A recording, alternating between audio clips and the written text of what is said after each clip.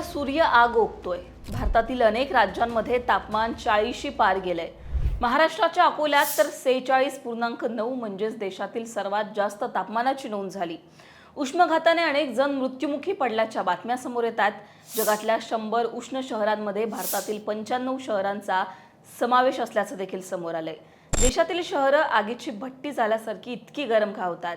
सध्या चर्चेत असलेलं सर्वात शक्तिशाली सुपर एल निनोचं संकट भारतावर ओढवेल अशी भीती नेमकी का व्यक्त केली जातीये? 150 वर्षांपूर्वी असं काय घडलं होतं ज्यामुळे जगभरातील 3 ते 4 कोटी लोक मरण पावले होते? यंदाच्या खतरनाक अशा उकाड्याबद्दलच बोलणार आहोत या व्हिडिओच्या माध्यमातून। नमस्कार, मी पूजा, तुम्ही पाहताय लोकमत।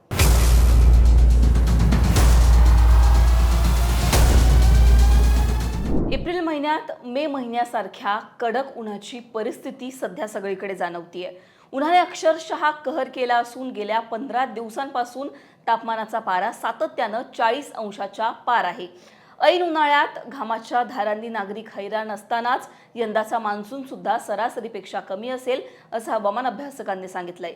एल निनो यंदा सक्रिय होत असल्यामुळे पाऊस कमी आणि कडक असा उन्हाळा यंदाच्या वर्षी पाहायला मिळेल। एवढंच काय तर सर्वात शक्तिशाली अशा मेगा एल निनोचं संकट सुद्धा भारतावर येणार असल्याची चिंता हवामान शास्त्रज्ञांनी व्यक्त केली आहे। तीव्र उष्णतेमुळे 149 वर्षांपूर्वी म्हणजेच 1877 ला मेगा एल निनोचं संकट ओढावलं होतं, ज्यामुळे पृथ्वीवरील 4% लोकसंख्या नष्ट झाली होती। याच शक्तिशाली मेगा एल निनो विषयी जाणून घेण्याआधी आपल्याला एल निनो म्हणजे काय हे सुद्धा जाणून घेणं महत्त्वाचं आहे। एल निनो म्हणजे प्रशांत महासागराशी संबंधित एक नैसर्गिक हवामान प्रक्रिया। हे लक्षात ठेवणं महत्त्वाचं आहे की प्रशांत महासागरातील बदल हे पूर्ण जगातील हवामानाच्या बदलांना जबाबदार असतात। जेव्हा मध्य आणि पूर्व प्रशांत महासागराच्या पाण्यातील तापमानाचं प्रमाण सामान्यापेक्षा वाढतं तेव्हा संपूर्ण जगाच्या हवामान प्रणालीवर त्याचा परिणाम होतो। यामुळे पावसाचं चक्र बदलतं, भारताकडे कोरडे वारे वाहायला लागतात। आता सुपर एल निनो किंवा मेगा एल निनो म्हणजे काय तर जेव्हा प्रशांत महासागराचं तापमान 2 ते 3 अंशांनी वाढतं तेव्हा त्याला सुपर एल निनो म्हणतात।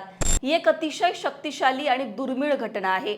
1950 नंतर 5 वेळा जगात अशी परिस्थिती ओढावली आहे जिथे समुद्राच्या पृष्ठभागाचं तापमान हे 2 सेल्सिअसच्या वर गेलंय।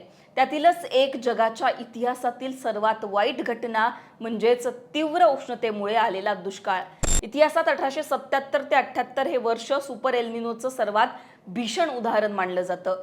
ब्रिटिशकालीन भारतात यामुळे तीव्र दुष्काळ पडला, अन्न टंचाई निर्माण झाली, दुष्काळ, उष्णतेच्या लाटा, पिकांचा विनाश यावेळी पाहायला मिळाला। जगभरात 3 ते 4 कोटी लोक मरण पावले। जागतिक लोकसंख्येच्या 3 ते 4% ही घट होती। भारतामध्ये अंदाजे 4 ते 5 लाख लोकांचा मृत्यू झाला। तब्बल 16 महिने ही परिस्थिती अशीच होती। 150 वर्षांनंतर आता सुपर एल निनोची भीती का व्यक्त होतीये तर भारतातील वाढतं तापमान याला जबाबदार आहे। हे वाढतं तापमान पाहता येत्या काळात तीव्र असा उन्हाळा पाहायला मिळू शकतो असं हवामान शास्त्रज्ञांनी म्हटलंय। सुपर एल निनोचा प्रभाव केवळ भारतापुरता मर्यादित नसेल तर तो इंडोनेशिया, ऑस्ट्रेलिया, दक्षिण आशियातील अनेक देशांवर होऊ शकतो। 2026चं हवामान मॉडेल हे अनेक शास्त्रज्ञांसाठी चिंतेचा विषय आहे। प्रशांत महासागरातील तापमान सातत्याने वाढत असल्यामुळे यावेळी सुपर एल निनोची निर्मिती होण्याची भीती व्यक्त केली जाते। अर्थात त्या संदर्भातली अधिकृत माहिती शास्त्रज्ञांनी दिलेली नाहीये, पण जे वाढतं तापमान आहे, तीव्र असा उन्हाळा आपल्याला यंदाच्या वर्षी पाहायला मिळतोय, तो गेल्या काही वर्षांमधला सगळ्यात जास्त तीव्र उन्हाळा असल्याचं बोललं जातंय। तापमानाने एवढी उच्चांकी या आधी गाठलेली नव्हती, त्यामुळे 150 वर्ष आधी जे घडलं, जी भीषण परिस्थिती जगाने पाहिली ती पुन्हा एकदा जगावर ओढवू शकते का अशी भीती आता निर्माण होतीये। अर्थात या संदर्भात शास्त्रज्ञांच्या जर पुढे काही प्रतिक्रिया आल्या तर त्या आम्ही तुमच्यापर्यंत पोहोचवूच, पण यंदाचा उन्हाळा हा अतिशय खतरनाक असणार आहे एवढं मात्र नक्की। तुम्हाला यावर काय वाटतं? तुमची याबद्दलची मतं कमेंटमध्ये सांगा। लोकमतला सबस्क्राईब केलं नसेल तर सबस्क्राईब करायला विसरू नका।